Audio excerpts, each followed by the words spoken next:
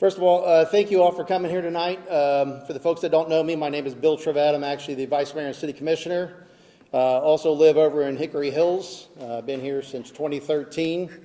And obviously appreciate everybody's communication throughout the last couple of weeks. Also appreciate all the folks that are online tonight that are not able here to make it. This meeting tonight will be recorded for the folks that are planning on logging back into YouTube. If there's any opportunity for questions, please reach out to me. For the folks that are in the room, I've handed out all of the commissioners and the mayor's email address. I did that, and we'll get into that a little bit later. But at the same time, wanted to bring us all together and talk about this development a second time. Obviously, the first night, we had a good crowd that showed up at Charlie Daniels. And with that, there was a lot of questions that came out. We went back and was able to discuss further with the developer. I also reached out to the city manager. I've reached out to our county commissioner that's here tonight also. Thank you, Mr. Brown, for being here.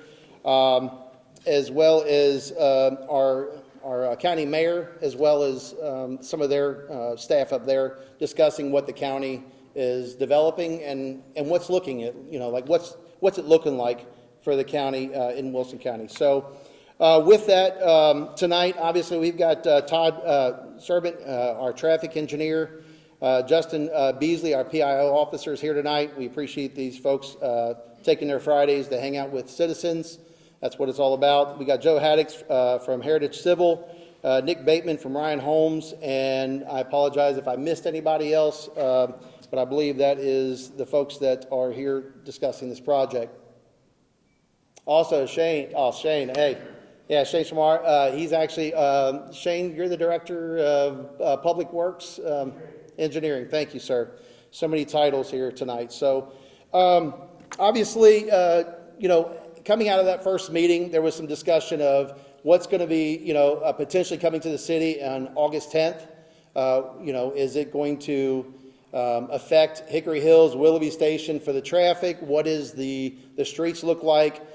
Throughout the week, I've done my best to keep track of all of the different questions, which have been what type of impact study, traffic study, storm runoff, the infrastructure costs long-term to the city. There's been a lot of great questions going back and forth.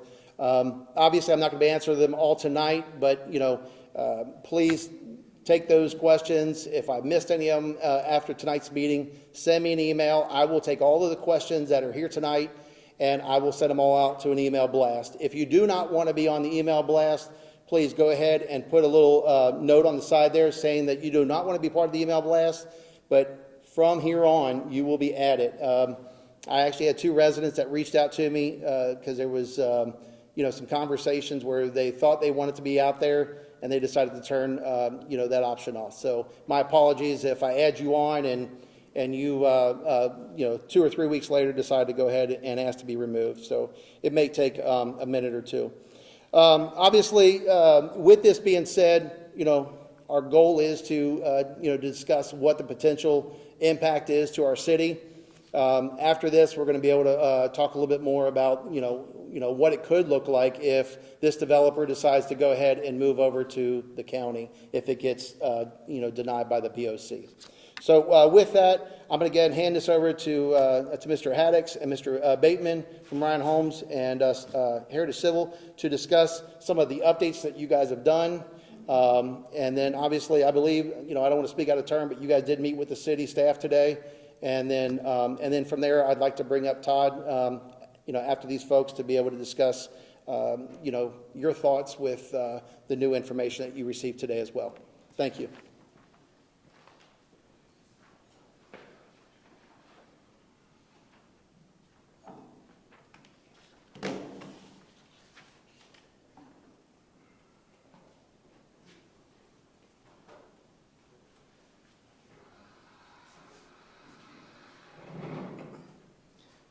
Good evening, everybody. Had the pleasure of meeting quite a few of you last month and greatly appreciate the feedback that you provided on this project.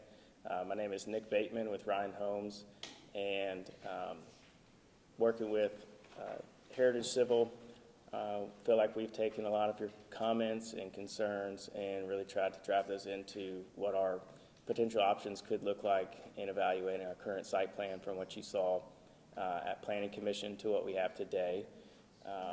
So to kick things off, this would be our first version of, taking a relook at some of the accommodations and questions that came up. A lot of concerns relating traffic interconnection to future development of Canebrake. There were some access roads that were terminating at the property on the southwest portion. What you'll see on the screen is 2 roads on the bottom left side are now permanent cul-de-sacs and no longer proposing connectivity to the parcel and piece of land to the left. That would benefit the property by not having additional traffic coming through to, access, potentially add more traffic into the Willoughby Station area. Also, what we've, tried to work to accommodate here is on the northern intersection, providing a roundabout with traffic calming measures at both entry ports on Port Kimball and Portsmouth Road, and believe that those are accommodations that would definitely slow traffic in this area, hopefully deter traffic that would be trying to cut through and get a shortcut out of the community. So this being our first option, we do have 2 other ones that we tried to accommodate a little bit more into those options. So with that, yes. It's just hard to see from back here. Just right here. Just that one?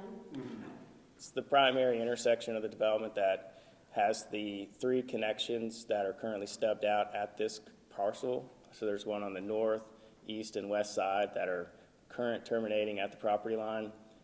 With this design, it's showing that all 3 of those connections are staying intact or being continued throughout this development. And so an effort to slow that traffic or deter cut-through traffic, roundabouts, speed calming measures of speed humps at those road connections is what this plan would be proposing. With that, can jump over to option 2.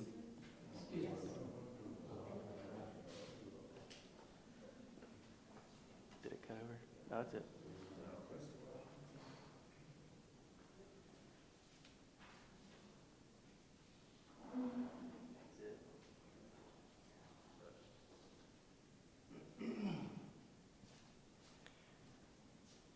So another option that we took, this was showing 2 connection roads, one on Portsmouth, one on Port Kimball.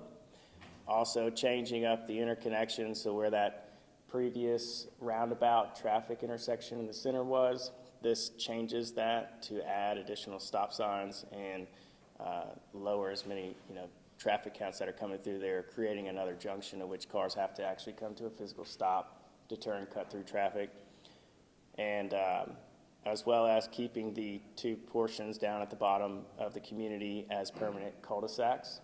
Yes, sir. So we can't really understand that from back here. Can you tell when that? And also the mic is not working and Yeah, very so- muffled. And I apologize, folks. The microphone, nope, it should have been working. There's 2 microphones. Apologies. Can Yeah, you hear there's me a 2 little better microphones now? we're using. Yeah, you may just have to speak up, buddy, because I don't. Okay. Does that answer your question, sir? I don't know any landmarks. Can you help me understand? Portsmouth is the left entrance, and then Port Kimball is the right entrance. So Willoughby Station's on the right, Hickory Hills is on the left. Yes, this is Port Kimball existing that terminates at the property line of this development that's currently not developed. Portsmouth Drive on the left side of the screen is also a stub road that is stopping at the parcel of the community property. And Wiltshire Drive is the 3rd connection on the north portion of the property line. So in reference to which 3 roads are interconnecting there, I'll try and be a little more clear so everybody can follow that. I guess I'm kind of confused how only having 2 entrances and exits will reduce cut-through traffic traffic. These people will have no choice but to cut through, because there's only 2 entrances and exits instead of 3. Yeah, so we're required to have a minimum of 2 ingress and egress So for the this would development. include cut-through traffic, so I guess I'm just not understanding how it would do that. Yeah, I'll let Joe. Okay. Yeah, and this option, like the original or the previous option, which is really what everybody had seen previously with the cul-de-sac or the roundabout in the middle, or about a long straight shot. Right. Just trying to break the traffic up, let everybody make it basically as hard as possible to get through us, in essence, so it doesn't appear to be a cut-through. So these people in this neighborhood will have no choice but to go out those ways, but people in like Hickory Hills might not use it to get over. That is exactly what we're trying to prevent. So what we heard in the initial meeting was one of the questions, do you have to tie to all 3 roads? You're gonna see a third option here in a second, which reconfigures this slightly. So we were looking here, at the end of Wiltshire, that appeared to be probably the fastest potential cut through. From continuing to go north would be to come down to Port Kimball. So we wanted to look at an option. City staff will be able to speak to that too when they come up. Just trying to evaluate different options, really looking for some feedback tonight. I know lots of you have studied this previously, so I'm interested to hear what you would think when we get through this third option too. So, looking at options more. Honestly, when you look at it, for the Willoughby Station traffic and the Hickory Hills traffic that's existing, it really doesn't matter if they cut through this or they continue up on Edinburgh and come on the main road and come through. Yeah, it varies to a very small portion of the population. The problem is going to be the added housing, having to get out at Devonshire and having to get out at the roundabout. That's the bigger problem here is we've already got a ton of traffic load going out of the existing 2 subdivisions with just 2 roads.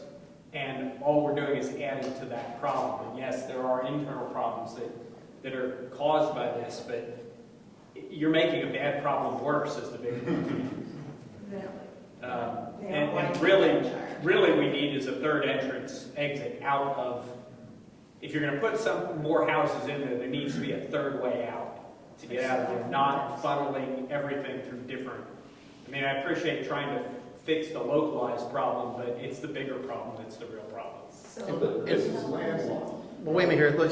So listen, if I can go ahead and chime in here just to let everybody know, which I was going to go ahead and wait until after Todd came up. Obviously, this group right here, they went ahead and submitted the permit. Okay, they paid the fee for R.J. Corman to go ahead and have that hearing, which is to basically request for the railroad crossing. From that point, I think it was like right around a week, they got a response back, automatic, no hearing, denied. So from that point, once I got that information, I went ahead and then start reaching out to our state representative, reached out to our state senator, and then obviously Mayor Hutto, and then even our county commissioner to get some support there. Currently right now, obviously the developer is wanting to have that crossing. That's the number one thing here, is that they want to have the crossing as much as we want it. The only challenge is that the railroad company is obviously everything that they're saying is it's a safety concern for them if they add another crossing, because people can bypass the arms and be able to put themselves at risk. I don't know if it's a maintenance item or if it's just something that they just want to push back on. So what we're doing right now is that Senator Pody is actually working with me right now to see if we can be able to have those discussions and get through that hearing. Obviously, it's going to be right around that time of August 10th. It's going to take a little bit of time to get that, that meeting with them. But this developer is wanting to have that discussion. They want to go ahead and have that third entrance. Talking over with the county, one more thing, if you don't mind, Peter. Talking with the county, this happened the same thing with Cambridge. Cambridge was shot down. They wanted the railroad crossing. The county, staff up there, they were pushing with R.J. Corman, and nothing got pushed. I believe now that we've got such a better fight because of the fact that we've got between 21, I think I did the entire count, I think it's almost close to 2,300 homes between Canebrake, the development that's over there behind Hickory Hills Clubhouse that's already been approved for 130 plus homes, this community right here, plus the other 67 homes that are up in the phase 4 up there next to St. Stephen's, and then the 2 existing communities, and then on top of all that, the 300 plus homes that are all townhomes.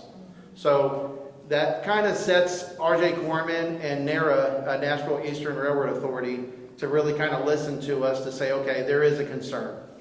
Now, I will say this, Todd with city staff did go back through, and just to kind of lay this in here, the traffic study does still show that with the roundabout and them widening the entrance still indicates that there is enough adequate services. My concern as your commissioner is letting you know that, first of all, if we have an entrance that's coming back over the railroad, these residents and any other residents that are on the backside of Willoughby and Hickory Hills will have faster responses. That's your police, fire, and EMS. So that's where, we're trying to work with our state representatives to go ahead and push for this railroad crossing. And the partnership with this development, that's where, they're willing to spend that $1 million to go ahead and, or whatever that cost is, to get that railroad crossing. So with that, you had your hand up first, and then I'll go to you, sir, in the back. I apologize. Two points on that is, the traffic study may show that it's adequate to deal with the traffic, but when you have traffic backed up all the way past the pool, Sure. in Willoughby Station, because of traffic having to get out in the morning, I don't care what the traffic study says, the reality is different than the study. I agree. The second thing is this is not a landlocked property. This property is addressed per the public notice at 2770 West Division Street. So this property's primary entrance is on Division Street. So I asked that question. They need to, you first need to focus on that, because that's the property address to this property. And this is the emergency services. That's why that address was put out there, just so you Yeah. know. Because I asked that same question after me and you But had that that is the address conversation. of the property, so that needs to be the primary entrance to the property. And that's going to be one of our discussions with NARA and R.J. Corman to be able to help fight that battle. So, because that's the emergency service address, as well as that's what's posted on the city website and the And actual from my Chronicle perspective, news. and I don't want to speak for everybody. Sure. If you had the third entrance out of there, everybody here would be trying to get out that third entrance. Some of us and some of Hickory Hills would be trying to use that third entrance because we want to bypass the elementary school too. Yeah. And it'll alleviate the problem of the elementary school traffic leaving through the roundabout with giving another option to get out. Well, Canebrake is going to have that third entrance. It's already You can't get there from there. Yeah, it's going to be a little zigzag. You're right, sir. Anyway, But does somebody else own that land anyways? Like that's the land? So this land was actually auctioned off to where any citizen No, I mean, called. between this and Division, there's the railroad and that little stick of land. Someone else owns that. It is not owned by this development. That is correct. So they do not touch Division. Then how do they have an address on Division? How else It's would just you the give it an emergency. address? There was an egress there at the time of purchase. That was it. Is that what it was? Just a Yep. small egress for one single phone driveway. Okay. But it was known at the time that the railroad was not going to allow another entry at the time that was auctioned off. That's been an ongoing issue for that section since I've been here for 20 plus years. Yes, sir. So now, you buy into a problem and now it's our problem. I don't understand. That's why we're here tonight, sir.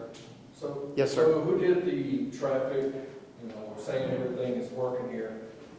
We all live in the neighborhood. How did they count the cars on how many have gone through? I've never seen a car counter go through. This is what, 150 homes? 130. 134. 134, so that's 260 cars minimum per car. So how? We have the city engineer that's going to be able to help give you all that information, sir. Can we see the third option? Just as well. Well, It'd make it a lot easier for me if everyone's seen every option. Yeah, let's get to see the third option. Thank you. Yeah. Sorry, Todd. Yeah. Apologize. He's trying to get through all the questions. Let's go there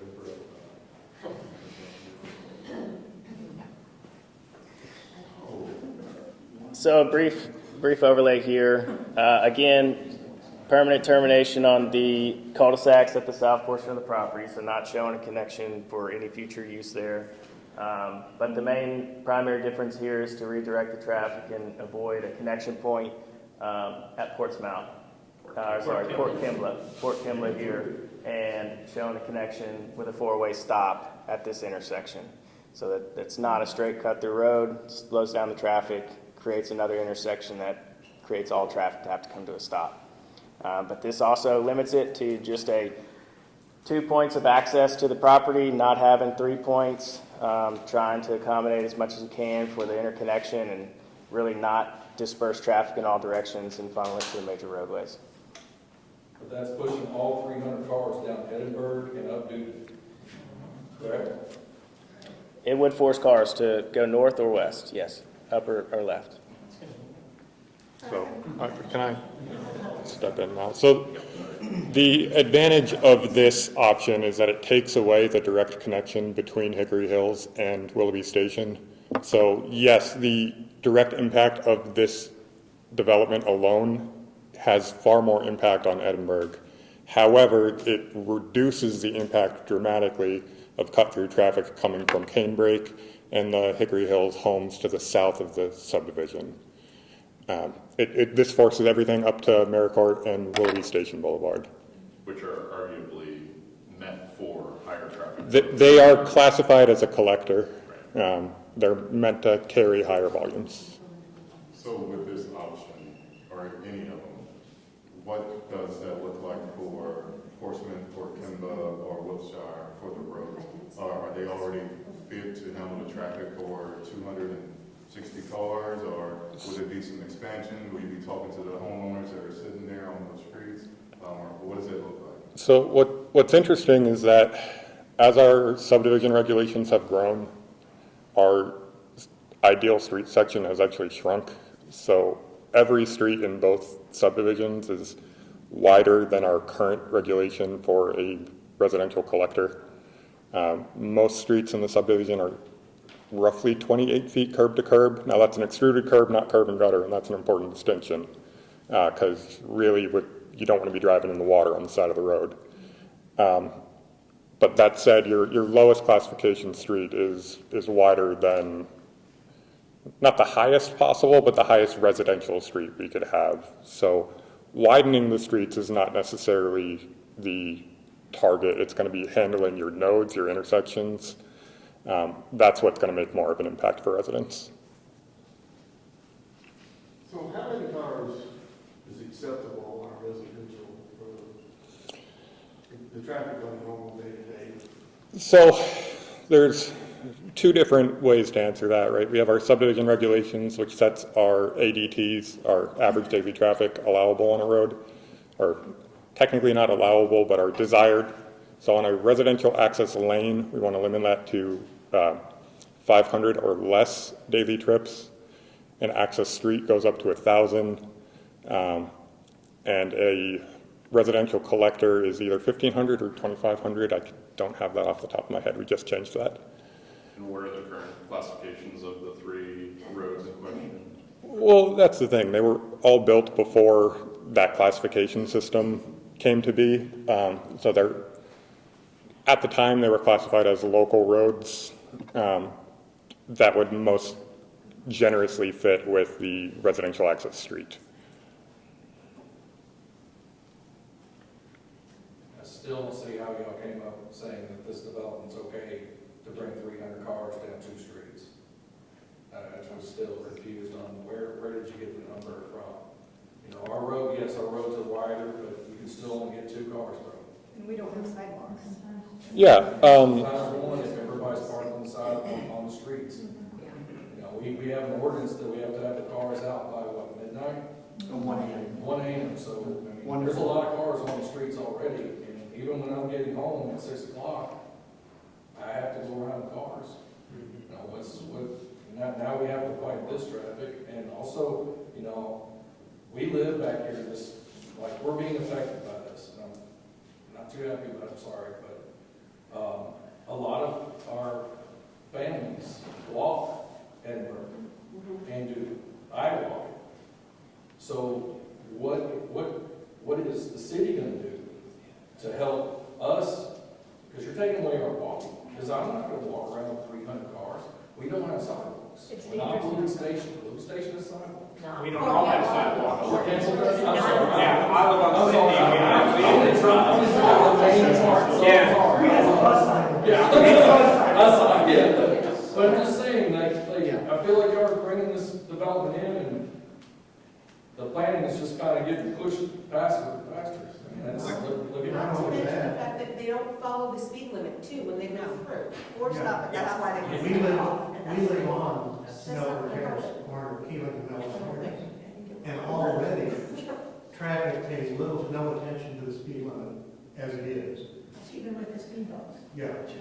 I've seen plenty of vehicles come, one of the speed bumps is right beside us. I see plenty of vehicles come through there, I don't know how they maintain suspension. But now you're gonna double the traffic coming through there. And just generally from your traffic counts, the two roads, It's been a long. if we've got right now 2,300 houses. Sorry, I'm getting, Yes. Are you guys still got a question? I'm sorry. I just want to make sure we get to everybody's question. I was just saying, we've been there Sorry, for 30 years. Sorry. Sometime back, there was a kid hit by a car right at the intersection of Melbourne Terrace and Keeling. The traffic, the way it's going, it's going to happen again. Instead of the kid coming out with only a fraction of FEMA, somebody's going to get freaking killed. Yes, sir. Go ahead, sir. If the traffic counts, just look at the number of houses right now, 2,300 houses within that, there's two ways out, that's 4,600 cars. You just said the largest road has an average count of 1,500 a day. How do you say that that's only 3,000 cars, and there's 4,600 cars in here? So how is that acceptable to allow that many cars to use just two streets? yes. So, You have to assume that every person in every house is going to leave and come back during the course of the day. Like, Port Kembla would not cut through this neighborhood to I'm not get talking out. about the minor streets. I'm just talking about the fact that Willoughby Station Road coming out at or Boulevard coming out at the roundabout, and then Devonshire coming out at Lebanon Pike. Those two roads, if the largest roads that we have had 1,500 max daily count, just one person from every house leaving and coming back is 4,300 cars. yeah, How do we equate that to just having two roads out of the composite is sufficient? yeah, The so math just doesn't make sense. happy to answer that question, right? So the easiest way I can break that down is just for this development, it's 134 homes, right? Based on the information provided by the Institute of Transportation Engineers, they have what they call a trip generation manual, which studies subdivisions all over the country to approximate how many trips a subdivision is going to generate, right? And that's, if you leave, that's one trip. If you come home, that's one trip. So Exactly. every person's two trips during the day, Right. hypothetically. But with 134 homes in the PM peak hour, which is our heavier peak hour, we're looking at 125 total trips. Of that, 77 is coming in. And if you kind of think about that, that's, well, I work third shift, right? So I'm not on your typical peak hour, or I work from home.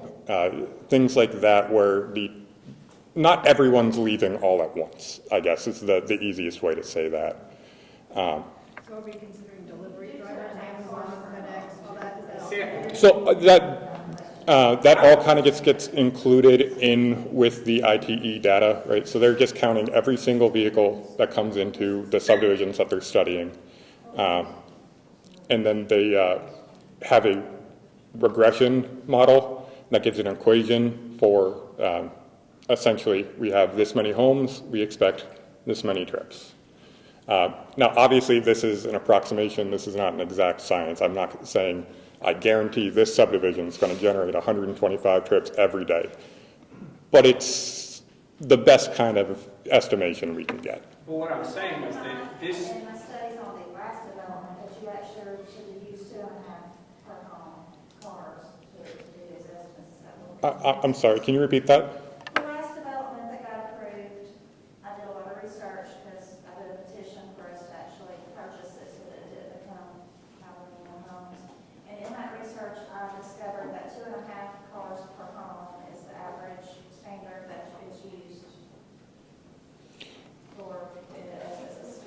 Yeah, but that's vehicle ownership as opposed to And then, so trips. how is the traffic, amount of traffic not somehow, somewhat dictating how many homes can be put there? How did it get rezoned to high density? How's the traffic not reducing the amount of homes that are going to be permitted to be there? So this hasn't been approved.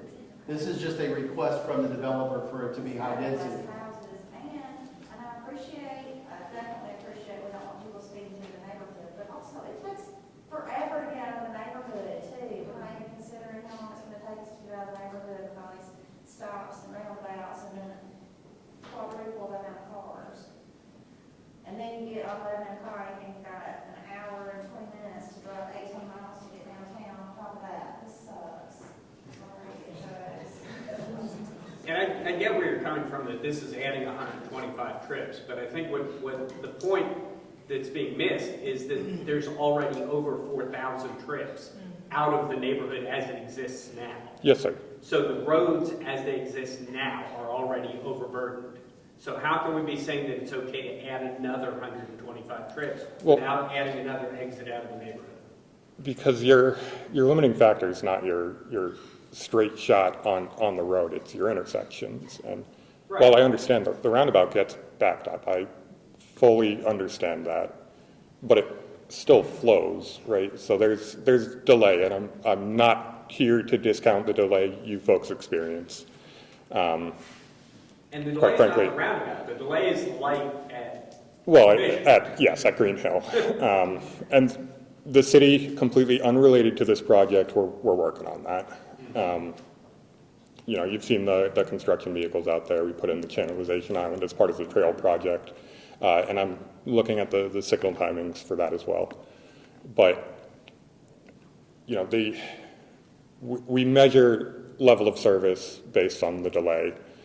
But it's currently at a level where it moves, you stop for a bit, and it moves, and once you're out of the neighborhood, you're generally fine. And I understand that it's frustrating to be stuck in the traffic, but the addition of this subdivision doesn't really move the needle one way or another on that delay, I guess is the best way to say But it. again, my point is that if we're gonna add another subdivision, let's take the opportunity and make sure that we've got another way out so that we alleviate the problem we already have. For sure. And your point is well taken. And I get it with railroads. I mean, Bill and I've talked a lot about the problem with the railroad. But there is already an existing crossing that whatever recourses we need to take, we need to pressure the railroad to allow that to be another crossing. Absolutely. Yes, sir. He had his hand up before you, but I'll come right back to you. So this is all hypothetical because there hasn't really been a study. But one, we didn't buy houses on Lebanon Road. We bought nice subdivision residential homes. And that's where we want to be. We don't want a bunch of traffic in our front yard. And two, it's already a cut through. When you go, if you go rush hour, they're going to go to Division and they're going to go down right through Willoughby Station and up through all that. So you're not even considering the external flow that's coming in there because of our other issue with our other roads. So that would have been captured in the traffic counts that were taken. When were traffic counts taken? Most of the intersections were taken sometime, I don't have that number off the top of my head. I believe February, but I'd have to double check. Now, the roundabout and the Green Hill signal were outside of the scope. They were just too far away from the site. So I did rely on a little bit older traffic counts. Those were about a year and a half old. Let's use our flock camera there to repurpose it for cars. Okay. Hear that, Chief? Say something. What's that? Repurpose the block camera to count cars. That camera does more protect your neighborhood than any police officer has. Yeah, absolutely.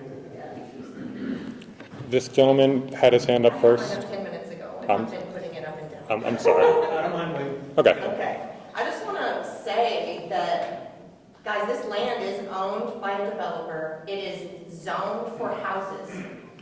They have every right to build houses on this land. So us fighting over, we don't want it, it makes us mad, I don't like it, that, we need to put it aside and make it as good as we can, because that's a losing battle. We can't fight that. It's going to happen, so we need to kind of sit with that and accept it and try to make it, like, to take the benefits that we can get from it, like maybe adding sidewalks, adding speed bumps where possible, improving, like, I would love a crossing onto the railroad, or, across the railroad, but that kind of thing. I don't want us to focus our effort somewhere that won't accomplish what we want. So if we keep fighting over whether or not it exists, we're wasting our effort. It will happen. You're focusing on, we have property values that we're trying to make sure are impacted. Well, this is going to happen. So we just need to accept it. So if I can, just real quick, just because, and I don't want to cut in front of just anybody. As I stated earlier, sir, I understand what you're saying, but just like this lady had said earlier, this lot is already zoned for R1 single family homes. It's already zoned for that. Okay. After these folks, because I didn't want to keep everybody here, all night, but here in about 15 minutes, these folks were going to be wrapping up, and then the last 30 minutes, I wanted to go over the pros and cons, if it's in the city or outside of the city. If it decides, if the commission votes this down, it will go to the county no matter what, just like this lady had said earlier. So the last 30 minutes, if we could, let me get through that 30 minutes, but this last 15 minutes, I want to be respectful of these gentlemen's times, just to be able to get them that, and then we can go down that next level of discussion. Is that okay, sir? I apologize. No. Hey, listen, great questions, and don't apologize. There's no need. I'm just here to make sure that, that we get everything through, and everything's transparent for you too, sir, because it's very important. It is. Go ahead, Brian. Is there a traffic volume at which this many houses in all of the combined neighborhoods with only 2 entrances and exits becomes an impediment to further development? Not really, to be honest. Again, it's all based on your intersections and, quite honestly, on tolerance, right? So there's a tolerance threshold at some point. Well, that's going to be up to your elected body to decide. Okay, we can't allow this anymore. But as far as level of service goes, the traffic models are projecting in LOSD. Now, they are underreporting, and I do want to make that very clear to y'all. Those models are not accounting for the railroad and the havoc that causes. So realistically, we are looking at more of an LOSE. However, industry practice has shifted the allowable LOS back and is really focusing on safety improvements rather than capacity improvements. And again, I'm not giving y'all a lot of good news, and I recognize that, but it's where the industry's at. Oh, sorry.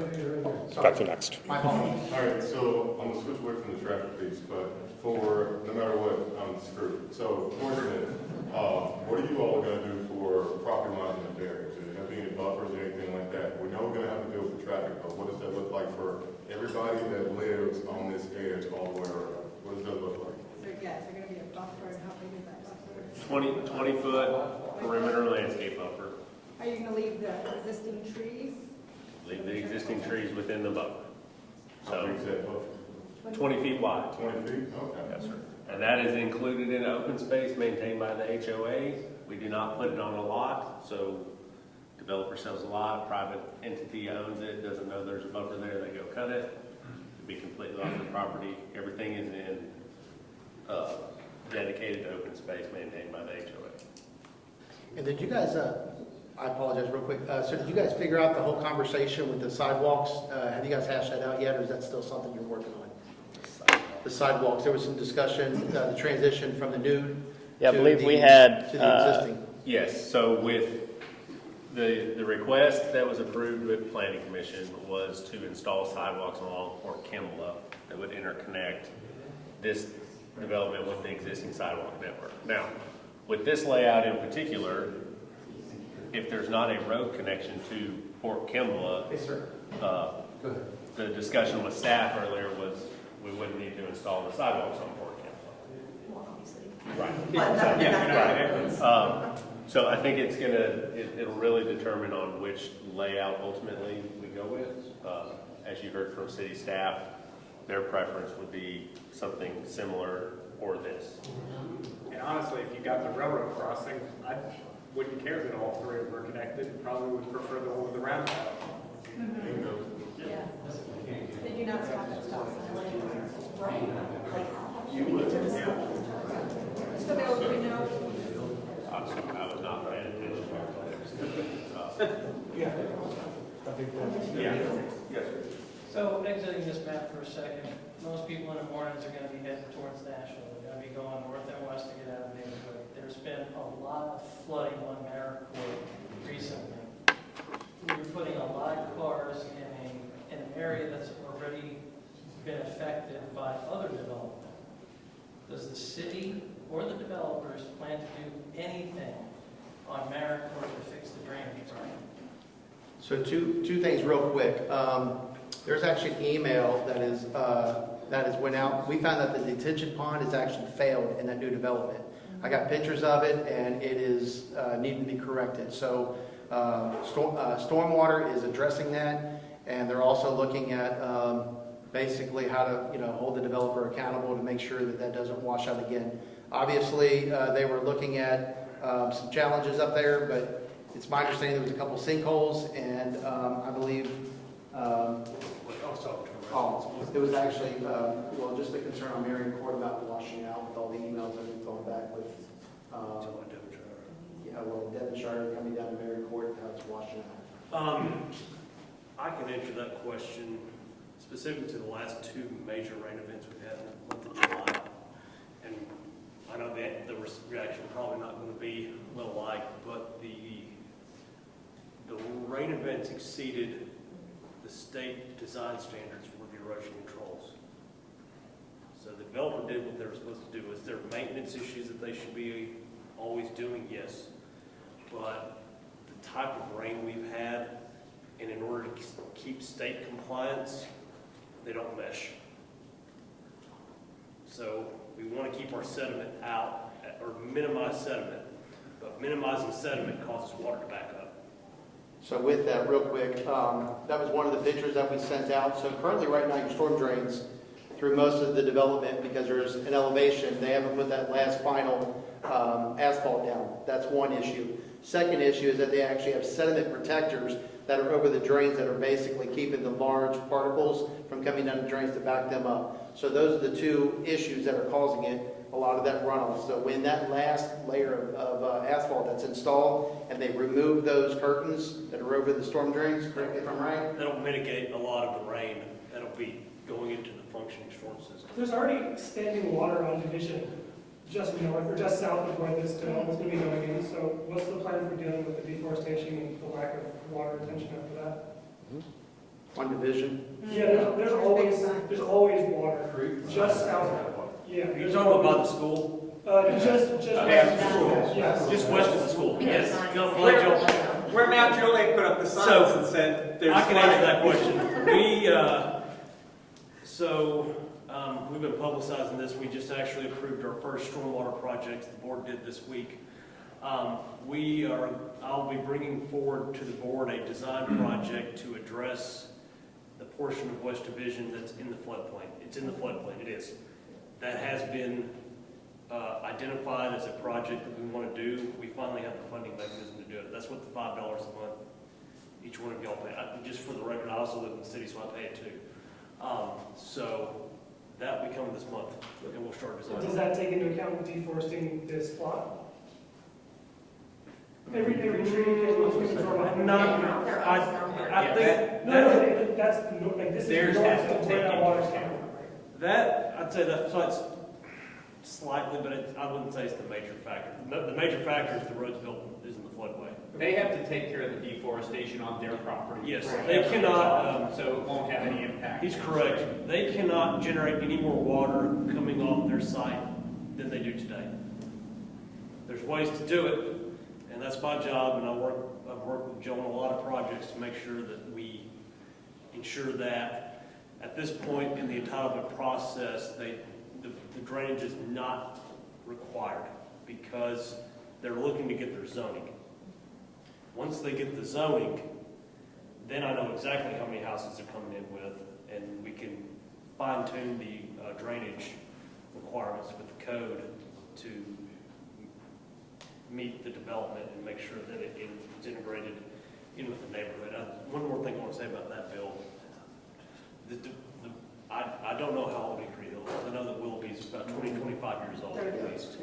97 roughly. So when these neighborhoods were built, the stormwater rules, there were no rules. Joe probably talked about that as more as well, but there were no rules. There was no master planning. There was not a sophisticated approach to address drainage like neighborhoods today have. It's very difficult to put a new development in with modern storm rules into a place that doesn't have it. That's the fact. It's the truth. I'm not going to sugarcoat it. So we're doing the best we can to make sure that this piece of land doesn't add any more to what is already built. Now, just before we go back out here, the city's plans, so I'm going to ask this question because I know that this is some of the questions probably thinking as a resident. The city guidelines are a lot more stringent than the county, is that correct? Portions are, yes. Portions are. So again, that's where we're going to have that discussion here shortly about the pros and cons between the city and then the county. So I just want to make sure that we bring that back up here in a few minutes. But I do want to be respectful of these gentlemen's times. Wayne, go ahead, Mr. Jackson. We already have a cut-through problem from Lebanon Road to South Green Hill down Devonshire and Bowie Station.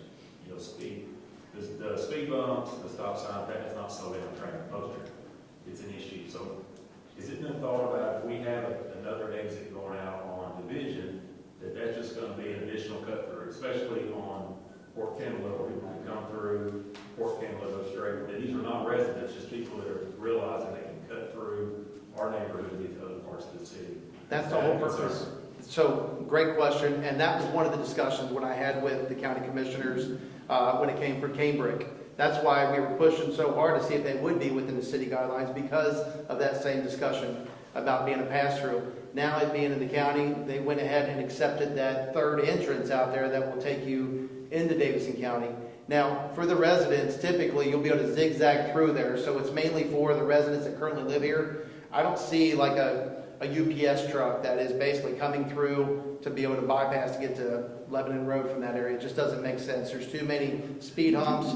The city has started, partnering with the county when it comes into the type of traffic calming measures.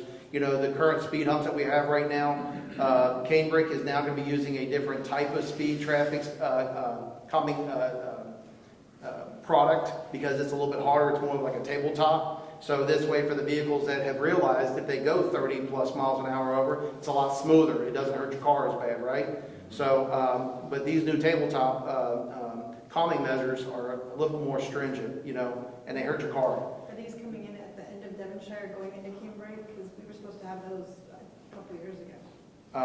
That's after the construction is going to be wrapped up. Because right now all of the construction, all the big semi trucks and all that's just leveling them out. So that is part of the punch list as they're later. So, and that's where Edinburgh, you're going to see new calming measures up there, as well as even on the back end where Cambridge is coming in.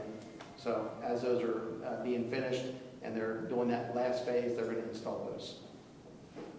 Go ahead, sir. Over here. Oh, I'm sorry. Sorry. Just a side thing about the bumps and the slowing down, the 30 plus and all that kind of stuff. There's a segment of people that cut through that when they do have to slow down and go over, rum, rum, rum. Yeah. So they're playing a game. And that's probably not even fixable. There's nothing you can do about it. You're right. Unless you're putting sound requirements on the NASCAR cars to cut through. That's a real problem too. There's a nice gentleman back there that they can help advocate for that. Sorry to call you out, Chief. Don't need an advocate. Need the city enforced it. Well, No applicant. well, there's already, you know, like code requirements for those types of vehicles. There is. Show me one ticket Well, that's been written for loud muffler. Or you said loud mufflers, sir? Yeah. Yeah, I ride them all the time as a police chief. okay. And those are the only ones. All right, real quick, so I'm going to go to this nice lady, and then I'll go back to you, sir. I apologize. Okay, can we backtrack a little bit? So we're going to have sidewalks potentially on the Willoughby Station side. What about the Hickory Hill side? Part of the planning commission, I guess, recommendation was to accommodate Port Kembla going out to the existing connect to. Because, like they discussed earlier, when you were walking through our neighborhood, which I walk it every single day, it's a mess right now. I have to jump in people's yards with people speeding through there. So, I mean, this could potentially be a good, maybe fix for all of us to get along, and maybe if we could agree to put some kind of sidewalks on our side or some kind of walking trail or something, so that we wouldn't have to use those roads with more traffic. So you're saying put like sidewalks through the entire community? Not the entire community, but maybe where, like on the main roads. Yeah. Right now, it's dangerous to Yeah, walk no, as no. it is. No, I agree, Very but dangerous. but- Kids play. yeah. At least on the roads that are being directly affected by Yeah, the that's increased what, traffic. so that was the conversation, that's what we were asking for last meeting, was the understanding where, if you could go back to, I guess, I'm just trying to see here. So for example, if this is connecting in here, so, you know, the conversation was if it goes into, to the connecting roads into the existing communities, how would that affect, if there's a sidewalk here or a sidewalk on this side, how is that going to transition into that last corner, right? That was the question last time. Same thing over here. For the first example, if this is coming through here, how is this going to affect if there is sidewalks existing to that next spot? Have you guys discussed that yet, or is that still an action item? Todd and I spoke about this earlier. Yeah, so generally what we're looking for with incoming developments is to fill the sidewalk gap, right? Which is why Port Kembla was recommended to get the sidewalk, because it fills a hole in the network. On the Hickory Hill side, there are no sidewalks, so we can't fill that.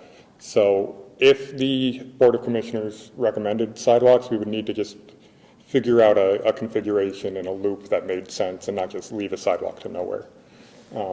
I think what the point is, though, is if you connect into Hickory Hills, there are no sidewalks now, and people walk in the streets. Yes. And there are definable paths that will come out of this to get out of Hickory Hills on Devonshire. Those are the roads that are affected by the increased traffic. So those roads that are affected by the increased traffic, can sidewalks be put on those, not paying any attention to what the city is trying to do to connect gaps in sidewalks. But this happens all the time in other cities, that new developments are shackled with the problems of previous development. For example, with stormwater, Metro, in a lot of cases, requires that it's not meeting less than 100% of the rainfall, but they only are allowed to get to 80% of the rainfall runoff. Same thing would be true with sidewalks. If you are causing increased traffic, then you accommodate the pedestrians by providing sidewalks for them where there are no sidewalks now. Yeah, and I understand where you're coming from. Our hands are tied a little bit as far as what we can require. Only because the ordinance hasn't passed. Well, there's a few different things. The cities have lost a lot of court cases about requiring sidewalks outside of a reasonable scope. Because we're talking about Edinburgh, in this configuration at least, we're talking about Edinburgh up to Maricourt and probably Maricourt to Devonshire. That's between 1 and 2 miles of off-site sidewalk that we would realistically, from a liability standpoint of the city, just be asking them to do out of the kindness of their hearts. We would lose that battle if we tried to require that. The other side of it is that, you know, let's just say a resident, let's just say me and you live across the street from each other, Pete. And all of a sudden, I don't want the sidewalk, but you do, right? But then my neighbor says, hey, I want the sidewalk. You can't zigzag back and forth, right? It just doesn't make sense. The other side of that is that, you know, there's a purchase side in there. You know, there's an easement that's a requirement in there for utilities. But at the same time, it doesn't, correct me if I'm wrong, I don't want to say this incorrectly, but to force that sidewalk in there to say that's part of the utilities, that's not utilities, that's a sidewalk as a service, correct? So we could put it in within the right-of-way. However, all publicly installed sidewalks need to meet the ADA, which would require reconfiguring every single driveway. Which Yeah, what I can add to that is an unintended consequence, we're dealing with this in another part of town, is what I call muffler drivers. You put the sidewalk in, it can only be at a certain pitch, but you've got existing driveways that have already got a pretty good slope on it. There's no way to catch that slope back on some of these homes. And now you're left with a driveway that you cannot, you worry about your muffler getting ripped off.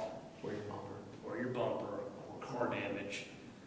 So it's, like I said, retrofitting older subdivisions is a task from stormwater, sidewalks, right? It's very difficult to do. the maximum allowable slope for a crosswalk, cross slope that is 2%. It's not called Hickory Hills because it's flat. So Willoughby Station will get the sidewalks, Hickory Hills will get nothing, and nothing in turn. There's nothing that we could do, like, there's no medium that we could meet, like, if we came to you guys with ideas or came to the board with ideas and threw those out there for walking, because Well, you're potentially putting a lot of children and a lot of homeowners there in danger. Yeah. It's bad enough as it is. I do think there are key areas, not gaps, because there is nothing in Hickory Hills, right? We have a sidewalk in front of the pond on Devonshire. Okay. So there would be key areas, key improvements that we can make realistically, but talking about doing the entirety of the collectors, which is where this development's going to be impacting the hardest, it's just not realistic. And I hate to say it, but it's unfortunately not. What if we shut off Portsmouth and use the other two entrances? And that way it didn't even come into Hickory Hills. So if we were gonna do that, like, that configuration's not really that different than having all three open. The reason why it's advantageous to cut off Port Kembla is because the two roads, right, Edinburgh and I cannot remember that other road off the top of my head. Can you help me out here? Well, the road that runs parallel to Edinburgh on the Willoughby Station side that runs up to Maricourt. Yes, Melbourne Terrace, thank you. I apologize. But those two roads don't intersect, right? So you can't cut through from the west through the lesser classified residential streets to get to the roundabout or from the roundabout. Once you have the Wiltshire connection to Port Kembla, it's about 500 extra feet as opposed to just coming down Portsmouth. And when you're evaluating cut-through traffic, right, people are going to take the quickest possible route. And that 500 extra feet doesn't necessarily make the route much longer at all. So now we could do that, but that would require the same amount of traffic calming that we've heard mixed reviews about tonight. But then it's not putting the traffic out on the roads where the residents walk. It's pushing it up north, right, to Maricourt, to my understanding, if you cut off Portsmouth. So it won't be going down Dunedin and up to Edinburgh. It would be going north. Am I wrong? Well, it'd be going north either way. Yeah, Maricourt becomes the only connector outside of Sydney Terrace that connects Hickory Hills and Willoughby Station. Exactly. And so that the Maricourt Willoughby Station Boulevard connection becomes the bottleneck for all the traffic there. The only option that doesn't force the traffic out onto Edinburgh, northern Edinburgh, I should say, southern Edinburgh would still have traffic on it from this development, would be option 2, which had that sort of offset. And they cul-de-saced it up here as opposed to over here. But that created the east-west cut-through concern. Now, there are advantages to that. I'm more than happy to get into the pros and cons of each option. You know, Again, we all need to gang up on the airport, or on the railroad, because that solves every bit of this. Yeah, I agree. Because then the cut through doesn't matter because everybody's cutting back out that way, you know? All right, Mr. Yates had his hand up first, I apologize, and I'll go to you, sir. The gentleman behind you, by the way, he had his hand up first, second. So Mr. Yates, go ahead, and I'm gonna go to the gentleman in the far back next. Two quick questions. There was mention of a single driveway that does cross from division into the neighborhood or into this proposed neighborhood. Could construction traffic use that? You mean construction traffic for the development? Yes, for the development. That way it keeps it off both neighborhood roads. That was discussed last meeting too. I believe there's an easement, and we'd have to check the language of that, Yeah. but it's possible. Not public access. Yeah. Yep. Yeah. And then the second question, you mentioned is it a 2-year or 5-year storm that you design your If you're discharging it into an unimpaired stream, right, so I don't know, do we get discharged unimpaired? then I'm going to say it's unimpaired. It's a 2-year. So 2-year, we've had multiple 2-year, greater than 2-year events over the past year. Can we increase or ask them to increase the rainfall rates, the IDF curve? That will actually help some of the stormwater during construction. Or would they volunteer to do that? Yeah. Yes. We'll design all our temporary erosion and sediment controls to the 25-year storm, is what we typically look at, especially as we're the infill development. We want to be good neighbors for the drainage concerns. So What about the permanent? permanent, we go to the 100. I think y'all are there or about to be there. We are there. You're there on the 100. So. And the storm pipes can handle a 25-year event, so that's.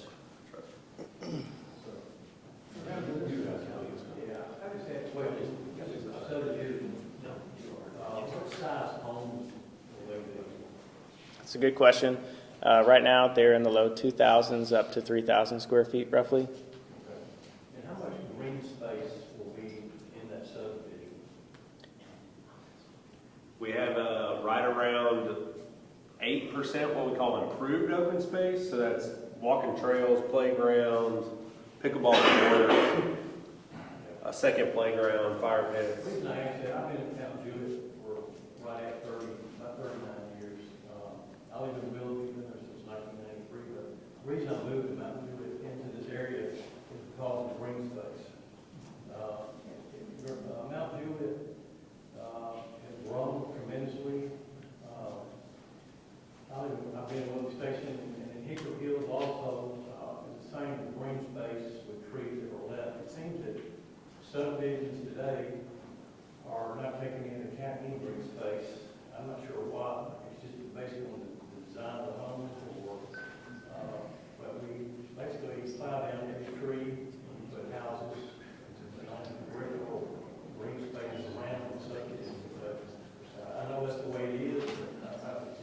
Everything has changed in this area, and every subdivision we put in over the last few years is the same way we basically strip up and then put and build homes and then I guess plant trees in the subdivision. But that's a concern I have. I would agree.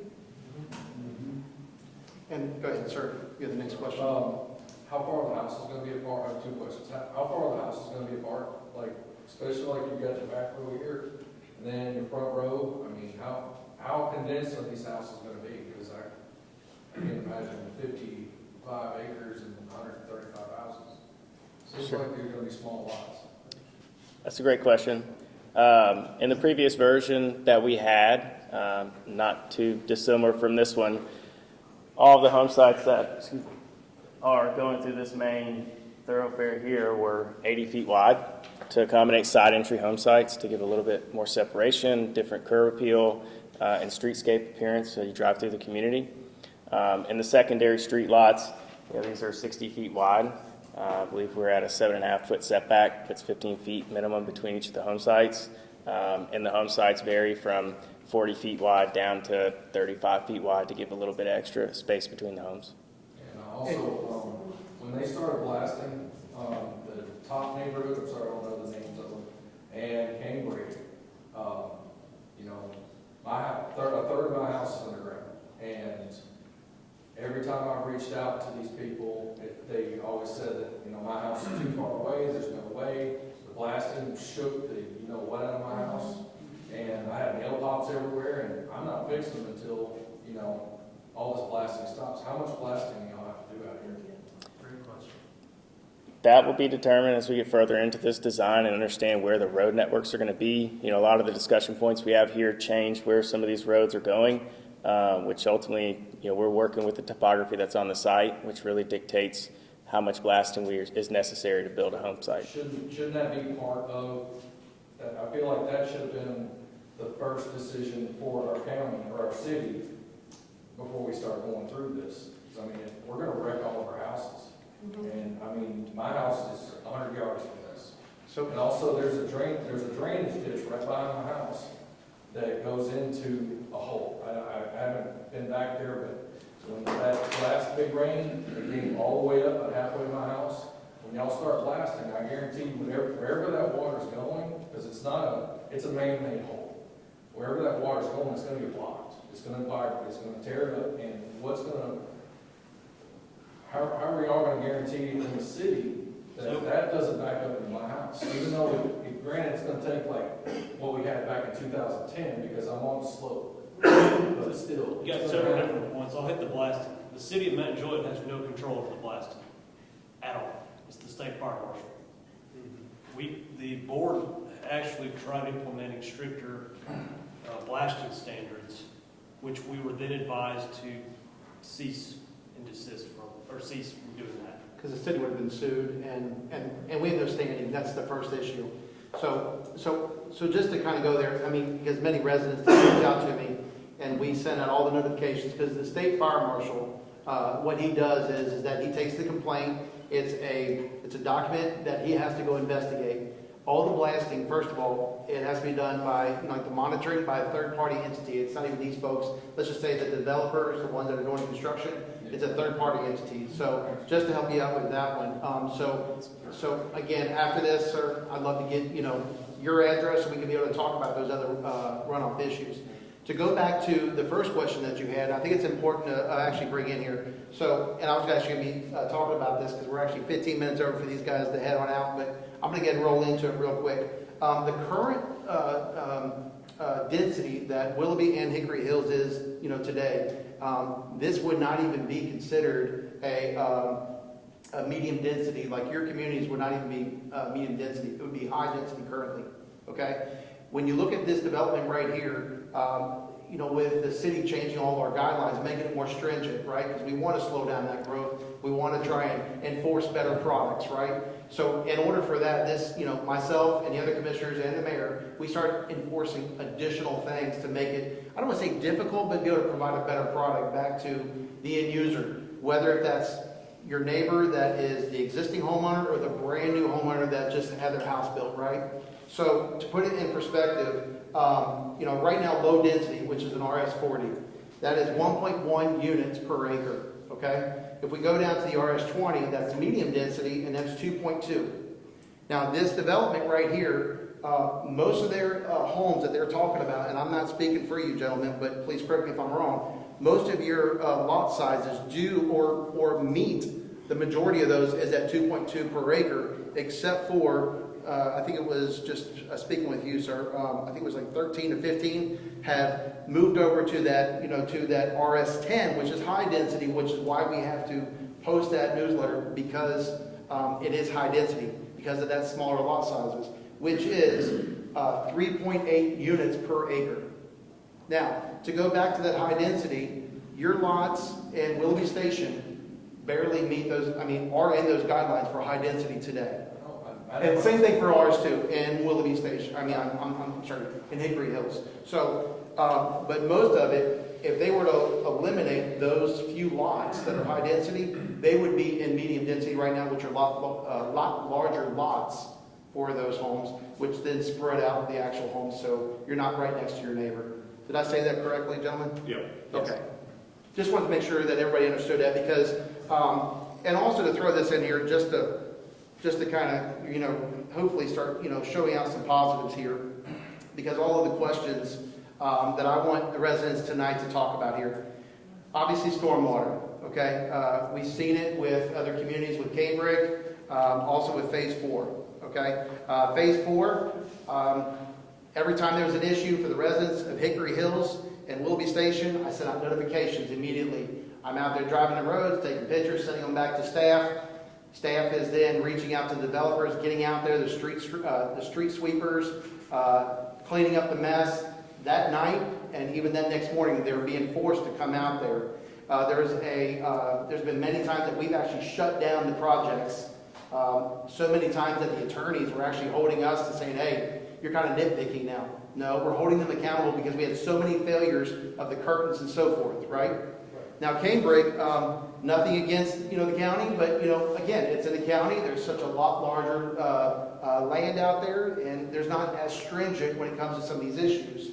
So these projects, yes, they're going to be double the size. I think right now there's two options. If this was to be voted down with the city, it will go to the county. This developer and landowner could potentially sell it off to Cambridge and be, phase 5. That's an option that I heard. Not saying it's going to, but that was as an option. The second option, which was that they would just go to the county, plug into Metro Sewer, and they're going to build, and they're going to see if the next 27 commissioners will, somehow agree to similar lot sizes and move on with it. Okay? The third option is if the citizens of my district will either support this or shoot it down. Listen, I'm here to represent you. So I'm going to ask every homeowner that has provided me emails tonight and the last couple weeks, I'm going to send out a survey. Just like tonight, like what we asked for Friday night or Monday night.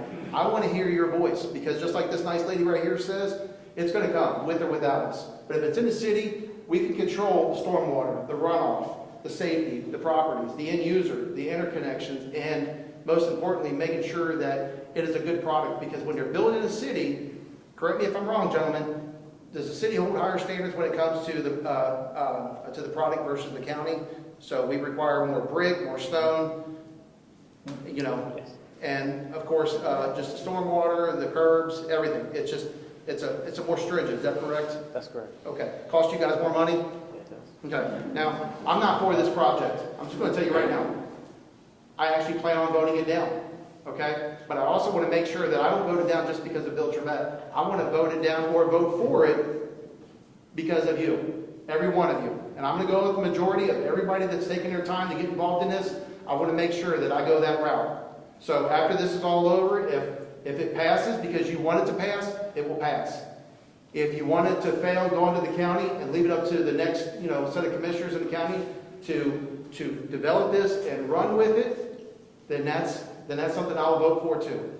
The reason why, real quick, sir, if you don't mind, the reason why that I gave out the papers for the folks that were here at the beginning, for anybody that's that came in a little late, there's actually there's email like little strips back there of every one of our commissioners, okay, and our mayor.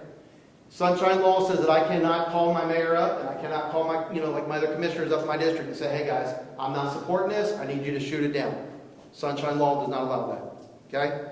But every one of you, and I'll be sending out to all the other emails that have shared their contact information with me, those are the folks that I want every one of you to express on how this is, okay? Whether if you support it or else you don't, okay? That's how we, come together as a community to help push, the other commissioners to say, you know what, this is not supported in this district. I don't live there as a commissioner. Let's just say Art Giles, Scott Hefner, or Jennifer Mullally.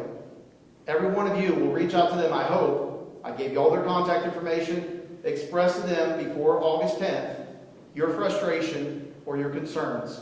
Whether if you support it because the city's going to have more control over it, or else you don't support it and you want to let the county take over. So I hope everybody understands the pros and cons. But at the end of the day, I'm here to represent you. I'm your eyes and ears. I think I've held a lot of these contractors, not just Phase 4, but we're talking about all other projects throughout the city.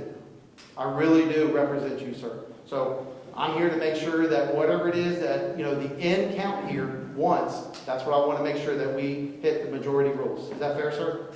All right. Go ahead, sir. In the And I'll go back last over to you, public sir. forum that we had, I apologize. it was revealed there was a second cemetery site. Do these 3 updates account for the cemetery site, the second one? Yeah, so the second, I guess, where it was proposed there may be a cemetery site, we will do an archaeological study up on the upper left-hand corner, which all that area is currently preserved open space. Okay. Very limited disturbance other than a Frisbee golf course that would be mowing in, providing little holes throughout there. But that would be a part of our second layer of studies when we know that the design is set, and examining and making sure we don't have anything of importance there that we need to work around. Okay, so all 3 versions account for that? Yes, Correct. This area really stays preserved in all 3. Okay. What's the total green space for this entire project? Is it right at close to 20% or? Right up for 20.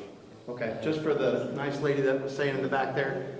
So 20% of green space, whether that's going to be 10% or 8% you said of improved green space, and the other 12% will be left natural vegetation? Okay. All righty. Go ahead, sir. I apologize, Tom. So I think pretty much without exception, all of us want a railroad crossing. What can we as residents do to try to make that happen? And if we're living in the real world, what are the chances of that actually happening? Great question. And our Senator Pody, he has some really good contacts. I've been working with him, okay? I will say this. Once I get everybody's contacts tonight, I will send out a blast of the continued conversations, okay, with our senator, our county mayor, as well as our county commissioner, and also our state representative. So that way, once you have those emails, the same situation, I would love to have that same type of support, when it comes over to pushing, those concerns. Please do one favor for me, okay? When we send emails, don't make them personal. Seriously, okay? Because when we're talking about representatives, okay, when we're talking about safety, make sure it's the communication about the in-use, safety, first responders. Listen, I've got kids too, rides bikes out there on the streets. Since I've lived here the last 13 years. I'm the biggest one about safety. I talk about it all the time, okay?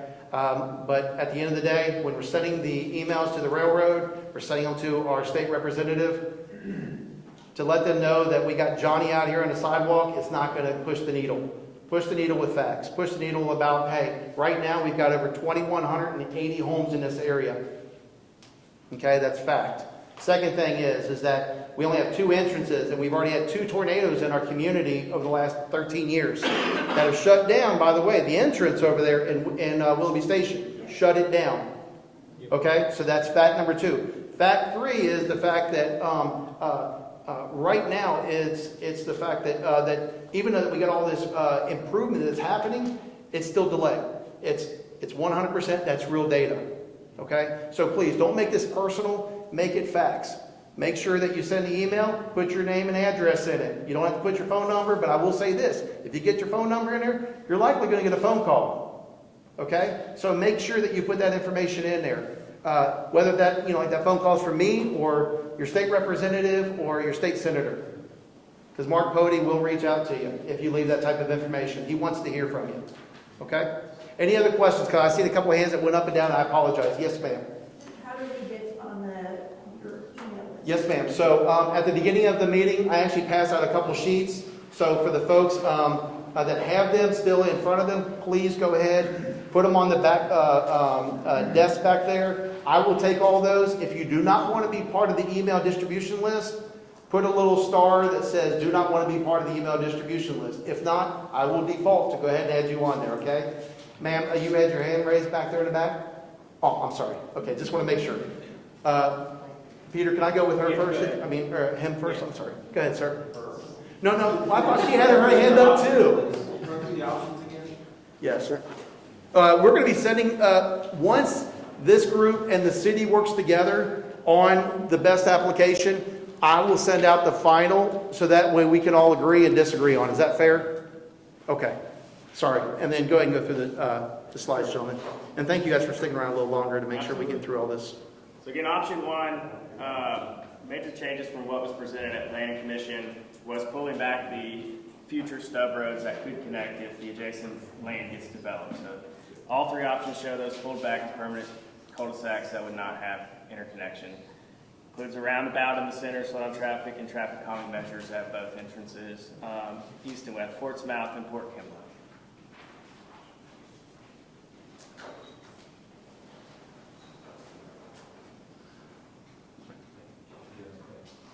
Option 2, similar note, down low, terminating these stub roads, and then showing 2 connections at Portsmouth and Port Kimball and removing the connection north. It's also creating not a straight cut through that people can run a stop sign, anything of that matter.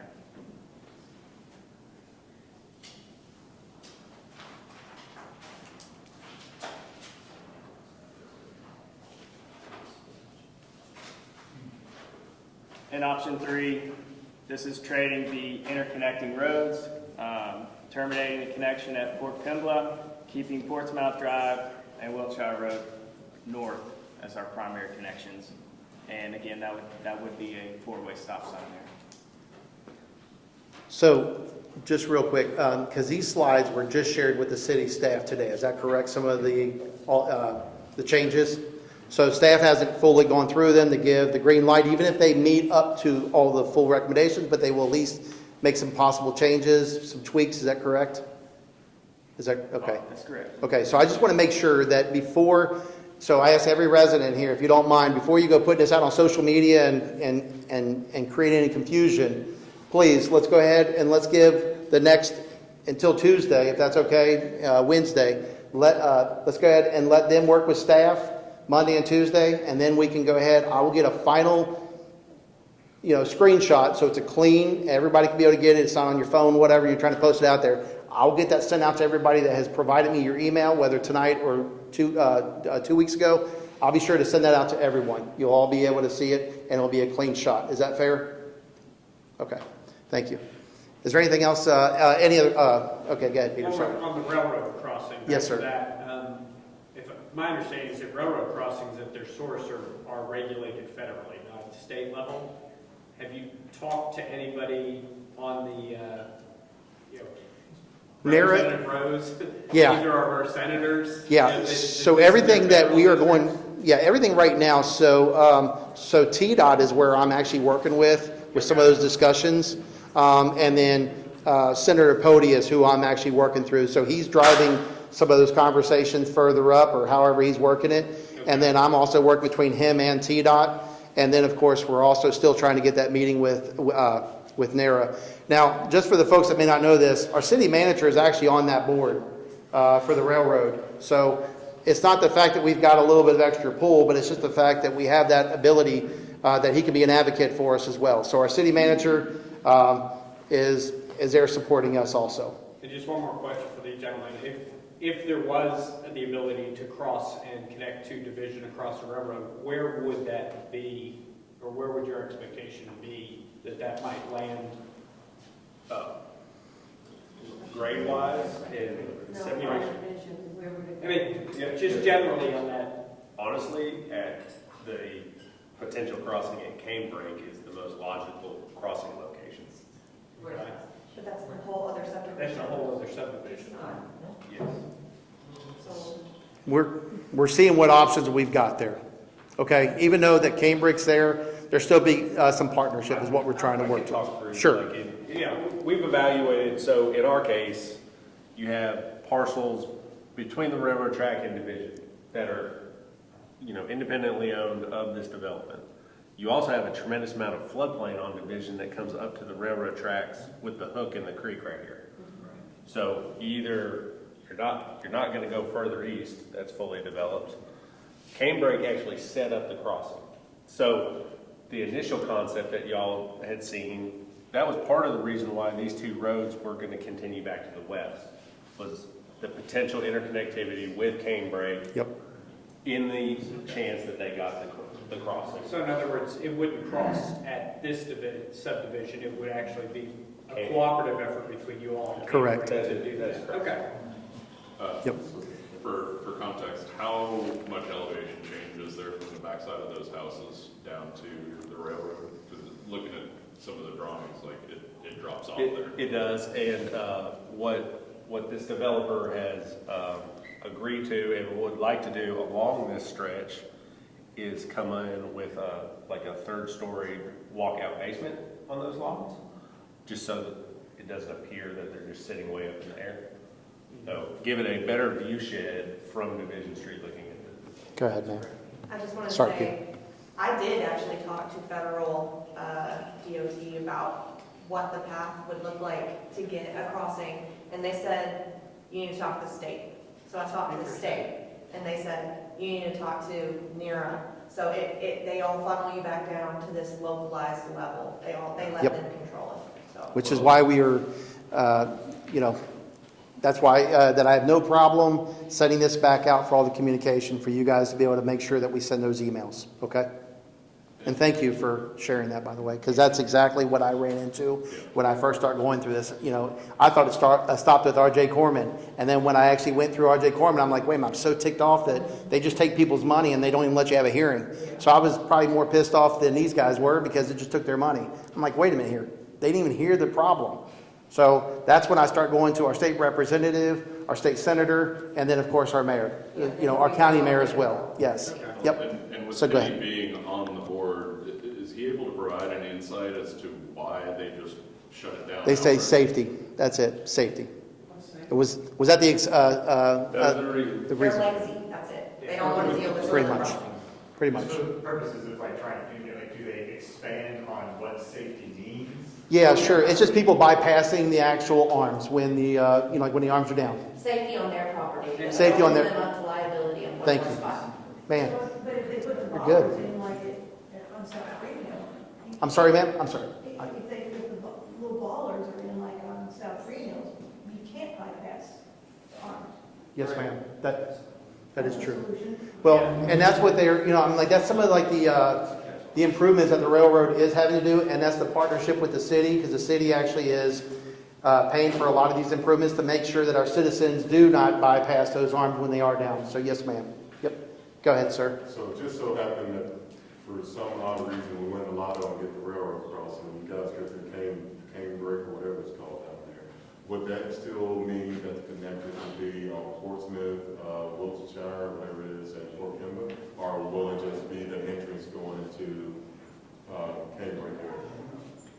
In these versions, this is not showing a future connectivity. I understand that, but That was to try and accommodate kind of the last concerns and incorporate that in the plan and slow the cut routes that could potentially be there. But if it does happen, what that mean? You still connect in the neighborhood this way? Yes. Okay. We would still need to connect at this time to meet the city codes. All right. So, folks, it is Friday night. I want to be respectful of everybody's time. Thank you, first of all, as your commissioner. Thank you for participating in what's going on in your community, and thank you for our county commissioner for being here tonight, sir. This may run in your problem, so I want to make sure that you're here. Thank you for being here, because it's important to every one of us. We all live there, right? So, folks, if you don't mind, please make sure if you got the papers, if you guys could take them to the back. Did you guys already take yours to the back? Okay. Okay. So please make sure we put them in the back so I can have them, because there may have been other residents that signed in.